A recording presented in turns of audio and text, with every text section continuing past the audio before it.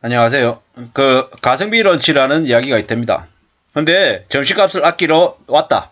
이런 얘기를 들으면서 무슨 생각이 들었냐면, 그, 코인 런치. 일본에서 유행한 코인 런치가 생각이 났습니다. 어떠냐? 점심시간에만 특별하게 500엔, 한국 돈으로 5,000원이죠. 5,000원을 내고 먹을 수 있는 가성비가 좋고 푸짐한 음식을 코인 런치라고 일본에서는 이야기합니다. 그러한 코인 런치 같은 가성비 런치가 점점 더 한국에서도 유행할 것 같습니다. 솔직히 저도 이제 직장인인데요. 점심 밥 한 끼를 10,000원 이상을 넘겨서 먹기란 꽤나 부담스럽습니다. 한 달에 21일에서 한 22일 정도 출근을 하는데 밥값만 해도 한 달에 20만 원을 훌쩍 넘기는 건 좀 과하다라는 생각이 드는 거죠.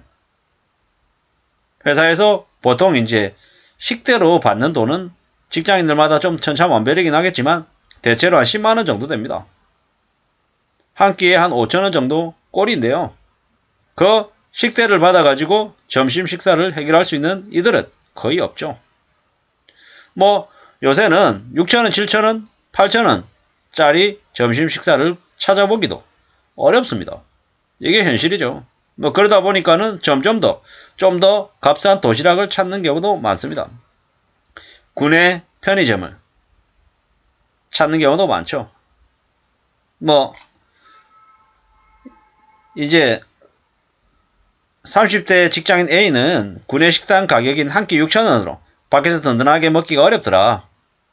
회사 건물 안에서 해결하니 카페를 찾는 것도 줄어서 식비를 아끼는 데 도움이 되더라. 이런 얘기를 하는 거죠. 충분히 이해가 되는 상황입니다. 그러다 보니까는 이제 내부에 입점해 있는 식자재 기업들의 이제 구내 식당 이런 쪽으로는 되게 사람들이 많이 이용을 하는 거죠. 충분히 그럴 수 있죠. 구내 식당에서 이제 식사를 이용하려는 고객들이 늘어나고 편의점에서 식사를 하는 수요도 이제 늘었답니다. 그러다 보니까는 편의점 도시락이 이제 매우 인기를 끌고 있고요. 우리가 잘 알고 있다시피 외식 물가는 천정부지로 오르고 있습니다. 참 이제는 밥 먹는 거 하나도 맘 놓고 먹기 어려운 시대가 이제 된 거죠. 이제 이걸 당연하게 생각하면서 우리는 살아야 됩니다. 삶이 이제 점점 더 빡빡해지고 더 힘들어진다라고 봐야 되는 거죠. 어떻게 살아야 되지? 어떤 마음으로 지내야 되지? 이런 생각들을 항상 하게 될 겁니다. 왜? 고작 점심 하나가 아니라 점심값뿐만 아니라 나머지 것들도 다 지금 오르기 때문이죠. 전기요금 이제 계속 오른다고 하잖아요. 가스비도 마찬가지죠. 그러면 대중교통, 지하철 요금, 버스비 같이 오르겠죠. 건강보험료도 지금 천정부지로 오른다는 얘기도 있고요. 지하철 65세 이상 노인들 무임승차 하는 것들도 이제 좀 줄어들 것 같습니다. 적자가 심하다라고 얘기하고 국민연금대로 국민연금 요율이 현재 9%로 이제 딱 고정이 되어 있는데 그 때문에 나중에 국민연금 소득 대체율이 40% 얘기하는데 저러다가 30% 될까? 이런 생각들도 막 들고요. 이래저래 어느 것 하나 이렇게 둘러봐도 괜찮다, 좀 안심할 수 있겠다 이런 생각들이 드는 게 잘 안 보이죠. 더군다나 우리가 잘 알고 있다시피 푸르밀이다 아니면 하이트 진로다 정리해고들도 계속 이제 늘어나고 있는 것 같고요. 언론의 뉴스들 보면 트위터에서 메타에서 혹은 아마존에서 인력들을 대거 내보낸다 이런 뉴스들만 계속 나오고 있습니다. 왜 그런 뉴스들이 우리의 언론에 크게 이제 소개가 되는 걸까요? 대기업들이 인력을 외국 해외 뉴스에 빗대서 소리 소문 없이 인력 구조조정을 하겠다라는 그런 선전포고가 아닌가 이런 생각들도 들었습니다. 참 먹고 사는 게 왜 이렇게 힘드냐? 왜 이렇게 빡빡하지? 어떻게 살아야 되는 거지? 이런 고민들이 점점 드는 거죠. 참 삶이 참 만만치 않구나. 녹록지 않구나. 이런 생각들을 더더욱더 해봅니다. 괜찮아질까? 아닙니다. 앞으로 삶이 나아질 리 없습니다. 더 이렇게 힘들고 어려운 혹독한 분위기로 이제 적응해서 가야 되겠죠. 이제 저 같은 경우에는 이웃나라 일본의 사례들을 이렇게 많이 찾아보려고 애를 씁니다. 다름 아닌 소설책을 통해서 일본 드라마나 일본 영화를 통해서 일본이 어떻게 살아가는지를 엿보는 것 같습니다. 뭐 이제 그들은 어쩔 수 없이 강제적으로 반강제적으로 절약하는 모드가 장착이 되어 있죠. 그렇게 삽니다. 아끼는 걸 당연하게 생각하죠.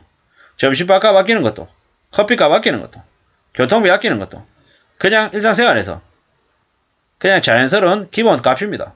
이제 우리들도 이제 점점 그렇게 바뀌어가는 거죠. 잘 맞춰가야죠. 삶이 어떻게 우리를 더 옥죄는지 점점 더 이제 현실적으로 바뀌는 거죠. 이렇게 현실적으로 바뀌는 배경 중에 하나는 연끌족들이, 비투족들이 너무 많이 대출을 받아가지고 대출 이자 감당하기가 어려워가지고 쓸 돈이 없어가지고 저렇게 바뀌기도 했고요.